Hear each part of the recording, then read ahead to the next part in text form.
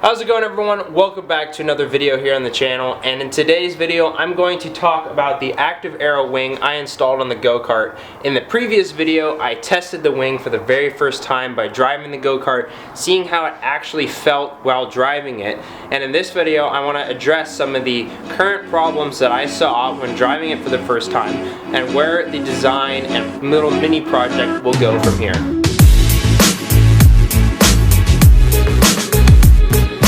Alright, in the previous video, if you haven't watched it, I'll include a link below, but I drove the go-kart for the first time with the wing on it and also with the new hop-up kit installed, or at least 3/4 of the hop-up kit installed. So I drove the go-kart to test, the carb jet that I installed, the new air intake, I can't talk because I'm still semi-sick, and the new exhaust header.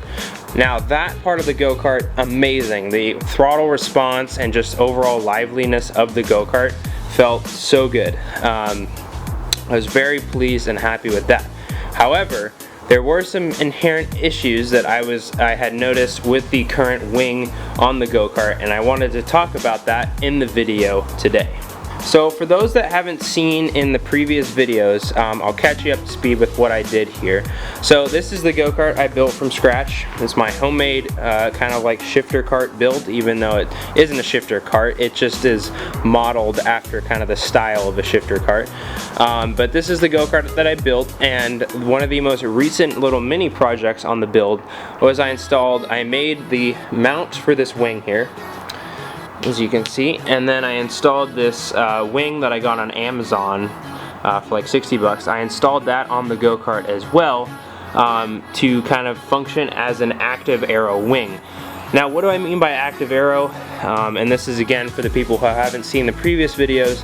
Active Aero meaning that when you hit the brakes, the wing tilts forward, pitches forward, and helps slow the go-kart down, kind of like an air brake on an airplane, or the air brake you see on the Bugatti Veyron, McLarens, you know, all the new hypercars and supercars that are coming out have these nowadays. Now, the thing is this little mini build was probably just for fun. It's not a functional wing, I'm pretty sure, because one, we're not going nearly fast enough for the aerodynamics to actually have an effect. And two, the design of the wing, I mean, I got it off Amazon, so who knows if this actually creates downforce or not. So I made this little mini project with the active Aero wing, and so how did I make it active Aero? Well, I kind of created this cable system here so that when you hit the brakes, the cable on the wing is attached by a pulley there, and then it's attached all the way down to the brake master cylinder, which that is attached by a brake rod to the brake pedal. So ideally, when you hit the brake pedal, this wing will tilt forward. So it's all based off the brake system here and this cable system with a pull down rod, and then also, or pull down cable, and then also a return cable attached to this spring here. So I built this, like I said, not really to be super functional, just to be more for fun and to say I had the first go-kart with an active Aero wing.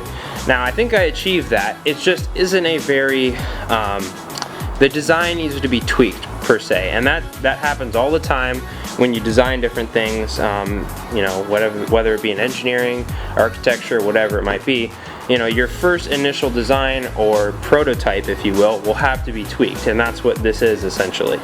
So the first problem I want to address, now that I kind of explained the overall function of the wing for those that hadn't seen the previous videos, the first problem I want to address is the overall brake feel, and this is probably the most important part.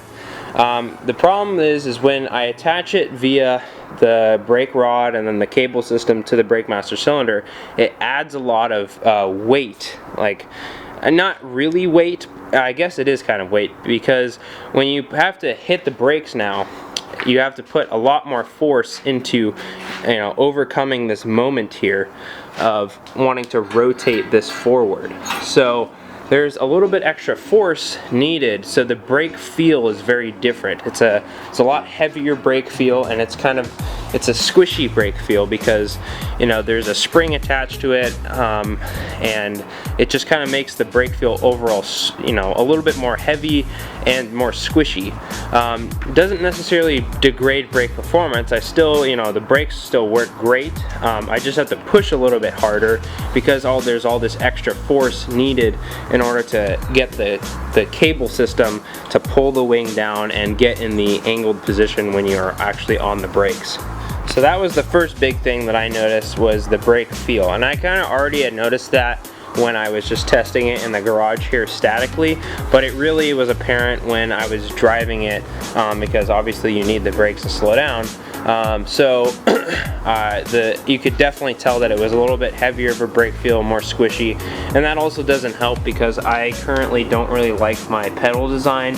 I want to work on changing that, as I said, to a different design where it's a little bit more strong, because right now the pedals have actually bent because some of my friends who have driven it have kind of jammed on the brakes and it actually bent the pedals, which really isn't part of my design, but it's part of the product that I got.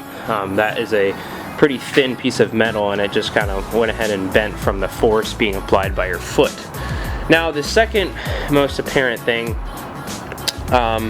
when driving it is just the actual driving feel. So the go-kart already was already pretty heavily weighted in the back because of, you know, the driver sits, you know, about almost midway, but the engine and all the heavy stuff sits right over top of the rear axle. So that helps for, you know, for some cases because it gives you good traction in the back. But it also doesn't help because the go-kart already had a little bit of a problem with plowing, and what I mean by plowing is that when you turn the wheels full lock, the go-kart will still want to go straight. Another word for this is understeer. So, and that's because there's so much weight in the back and not enough weight over the front tires that these aren't getting the traction to dig into the ground and actually turn. Now, it isn't a super big issue. The go-karts turn still very well. It's more of an issue at low speeds, especially like when you're pushing it.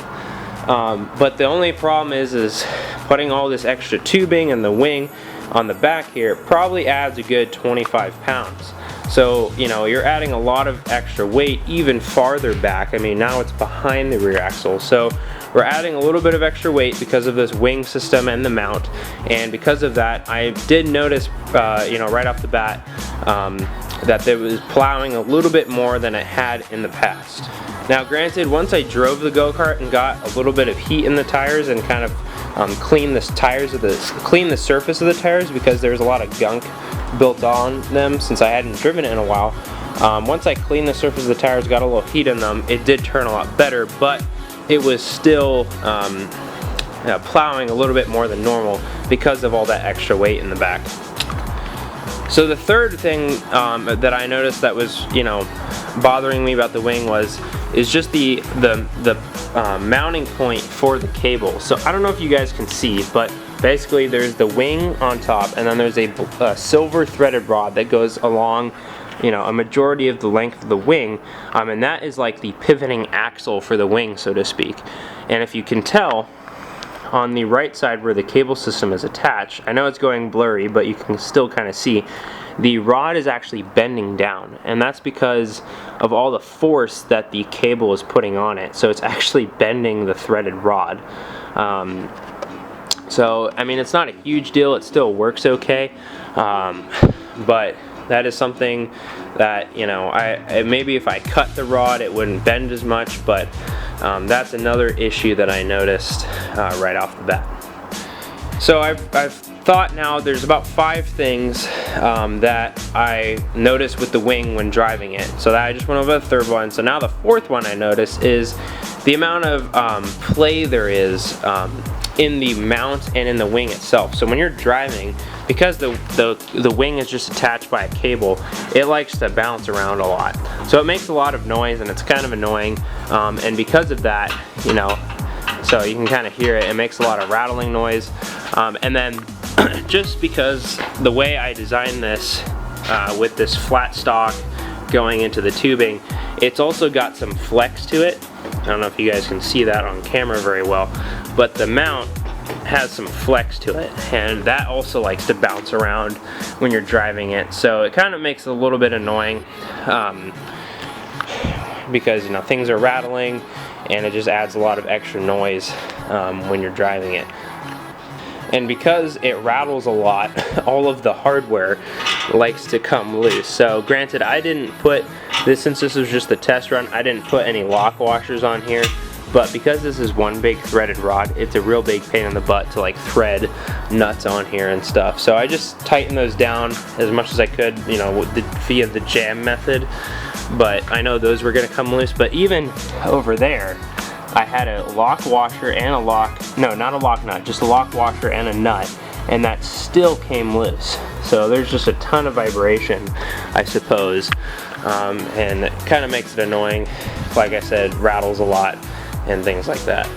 And the fifth problem that I will talk about in this video is really the problem that I already knew about when I had first tested it in the garage here statically, but it's just more apparent. It's not a huge issue, but it would be something that needed to be addressed as well, was that if you went full brakes when I was driving it, it will flop over. So the goal was to find that sweet spot where it wouldn't do that and it would stay just about to the limit there and then still fall back into its zero position when you let off the brakes. But if you jam on hard, it flops over.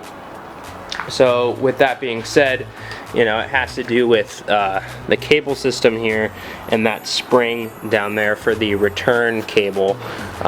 So I'll have to go in and look at that and figure out how I want to address that. But that was the fifth main thing of the wing that I noticed when I was driving it. So with all that being said, the wing for now will probably come off the go-kart while I try and fix some of the designs, but it's just part of what happens when you build stuff. You're gonna notice things that aren't perfect and that need to be changed around a little bit. But for now, the wing will probably come off while I work on other areas of the go-kart, and also so I can drive it without all this complications of, you know, the rattling and, you know, bolts and nuts falling off while I'm driving it. And also the other thing, it kind of makes it a little bit harder to maneuver, because before I could pick up the go-kart right from the bottom of the frame there, but now because that wing's there, it makes it a little bit more difficult to pick it up, so I have to use the jack.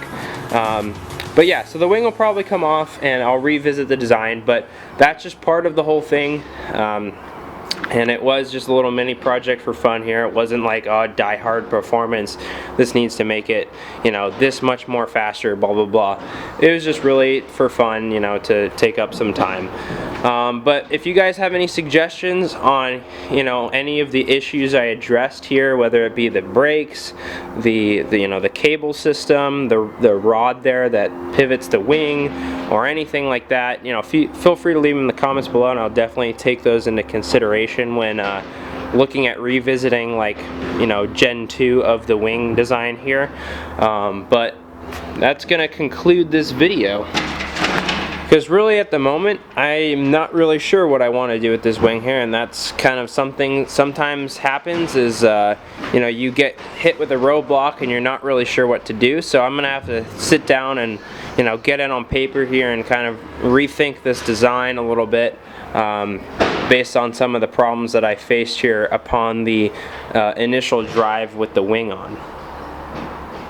But that's going to conclude this video on discussing the 5 inherent problems I saw with my wing design upon driving it for the first time. Just wanted to use this video as an example to show you guys that just because you design something and you build it doesn't mean it's going to be perfect the first time. You know, I'm not some, you know, perfect engineer. You know, there's always improvement for design on different areas of every project. So this is just one of those areas on the go-kart here that's got to be redesigned, and not redesigned fully, but just kind of tinkered with to change some of those inherent problems I was talking about. So if you guys have any ideas for the things I talked about, feel free to leave them in the comments below. Otherwise, if you have any questions about my whole go-kart build, anything that I do here on the channel, also comment below and I'll be happy to answer them for you guys. And with that being said, if you haven't already, definitely subscribe for more awesome videos on the go-kart and other car stuff on the channel to come. And with that being said, thank you guys so much for watching, and I will see you guys in the next video.